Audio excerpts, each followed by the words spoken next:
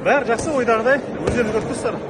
Атмосфера керемет, жігіттер жақсы еңбек етіп, тер төгіп жатыр. Балалардың бәрі, жігіттердің бәрі ептеп бабына кіріп баратыр. Сол себепті жарысқа жақсы настроймен, жақсы бабымызда келеміз деген үміттемін.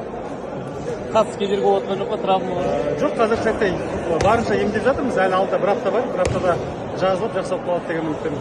Өз жерінде бокстан бөлек қой бәрібір. Жақындарың келеді, достарың келеді, жанкүйерлер келеді. Ол біз үшін керемет шоу, біз үшін керемет мүмкіндік.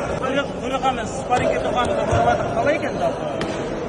Жалпы айта кететін өте қуантарлық нәрсе, 70 килограмм дәрежесінде мықты жігіттер өте көп. Ертеңгі күні біздің артымыздың ізімізді басып қалатын жігіттер бар екеніне қуантады.